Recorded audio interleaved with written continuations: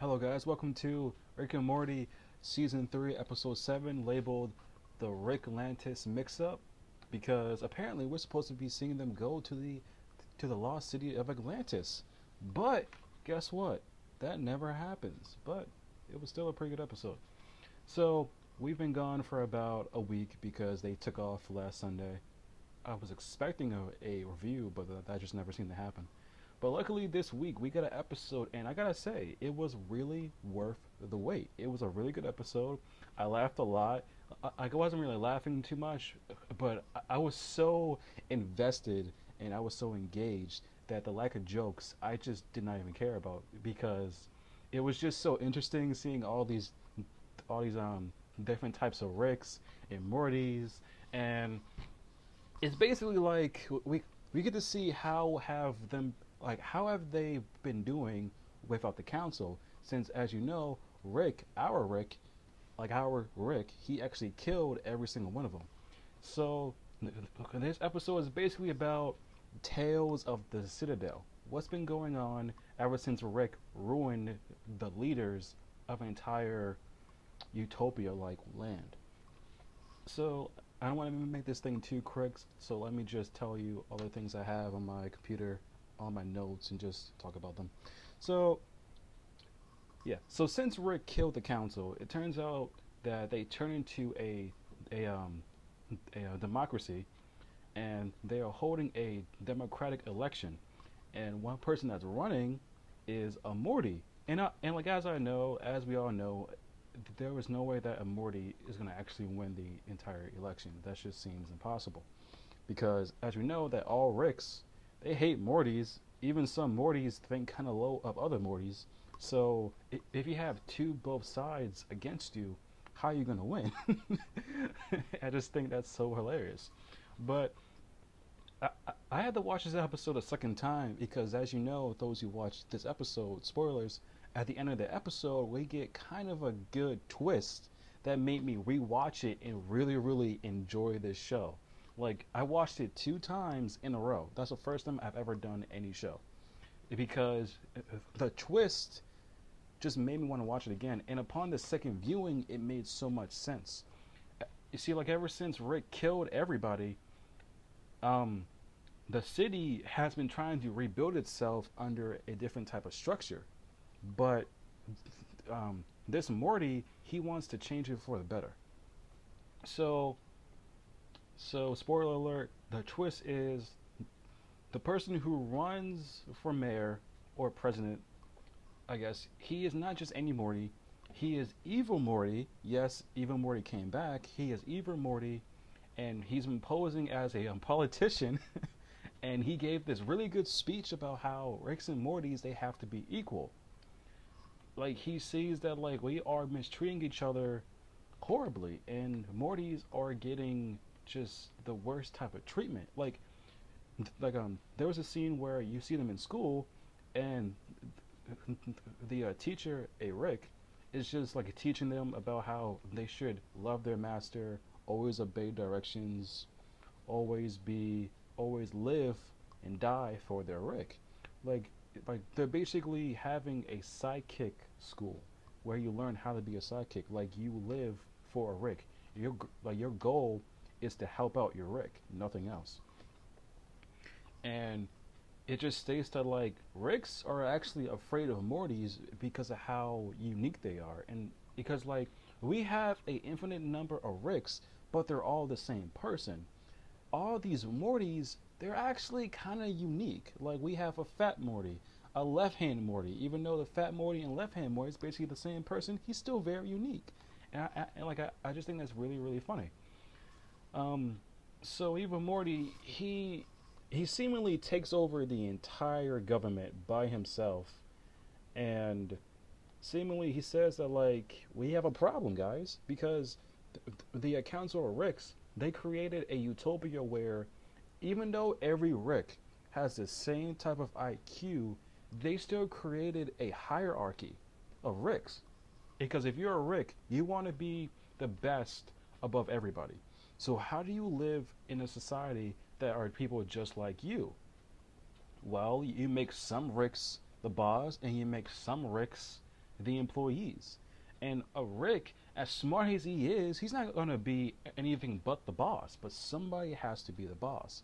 You see, these Ricks, they like to downplay each other, but that just can't happen. So other Ricks who just aren't as successful as richer Ricks, they just feel so depressed and left out to where one Rick, he actually kills his boss and starts a hostage situation. And it's really, really amazing how even Morty, he's actually not a bad guy, actually. He wants equal rights for not just Morty's, but Rick's as well. He sees that Ricks are being mistreated by other Ricks because all Ricks are assholes, and it turns out that like Ricks are assholes to each other, and it's just a really amazing concept. And so even Morty, he fixed he fixed his community. He fixed the school system. He fixed the government. He fixed everything that was bad about it. Like he's fixing prejudice. He's fixing prejudice. Not even our own president can't even do that. Like Trump, fuck no. Look. So like it's kind of like, is evil Morty really a bad thing? Because his speech just talks about how he wants a true utopia where everybody is equal, and even though a utopia cannot technically exist, that's impossible. It's a step in the right direction. That's what really matters. But at the end of the episode, where like we see this politician as a president, and we just hear that same music playing, and you instantly know that's evil Morty in that chair. When I first saw the episode and I first heard his music playing, and he was like about to talk about his entire plan, my mouth was literally dropped. I cannot even. I was just so surprised. Out of all the 6 episodes that a lot of people might have liked, might not have liked, or just like half as much, I feel like every fan can agree that this episode, episode 7, makes watching season 3 of Rick and Morty really, really important, because it was just really, really great. I like how it set it up. It actually made me watch it 2 times. But so aside from that review and my thoughts, I have some questions if you want to leave a comment for whoever is watching this, or just for me. Just questions I just want to say. So at the end of the episode, we know that the politician Morty is like evil Morty. He's been working undercover, trying to take over the entire utopia, and he wins, right? But before we figure out who that politician is, his manager, who was fired, by the way, he is met at a bar by a Rick who has these secret documents upon this text and pictures saying that politician is evil Morty, the same Morty who murdered all of those Ricks back in season 1. So my question is, okay, who is this Rick? How did he get his hands on information, and how did he know about evil Morty? Like that's just my question. Because of Morty, he tries to expose him, but it doesn't work, and then he's killed. So I'm like, okay, how about the Rick? Who is this Rick? And the Ricks, they blend in with each other so well because they're all like, they have the same personality. So I'm like, I can never really get who it is. It could be our Rick, it could be a different Rick. We just don't even fucking know. It could be Evil Morty's original Rick. It could be him. That's going to be a speculation. I bet you some theorist is going to say, "Hey, that Rick is his original Rick." It's very plausible, but I want to know who that person is. But anyway, that's it for this review. I'm going to talk a little bit about the next episode. The next episode is something I'm actually really excited for. As we Rick and Morty fans always know, that at the end of near the end of every season, we have a episode where they watch Cable, interdimensional Cable, where we find out all these little skits and improv stuff. But this season is something different.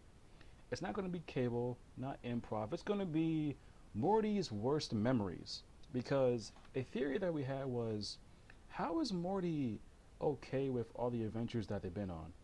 Normally, a 14-year-old kid should be able to crack under the pressure, be going mentally insane, but he's been coping with it really, really well.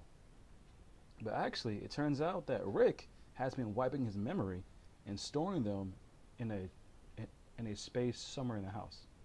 So this next episode is going to be when like we're going to be watching all of Morty's worst memories that made him lose his mind. That's something I'm really interested for. I just want to see all the fucked up shit that Justin Roiland and Dan Harmon is going to come up with, because we all know that these two creators can come up with some really fucked up topics. So I just I would just love to know what's going to happen. So I'm excited for next week. We're back on schedule, a new episode every week until the season ends. I think we're gonna have 10 episodes this season. I'm not even mad. It's just a good show. So come back next week. I'll be doing this review probably a day or two after. I'm a little bit busy, but all right. Thanks for watching. Come back next week. Have a nice day.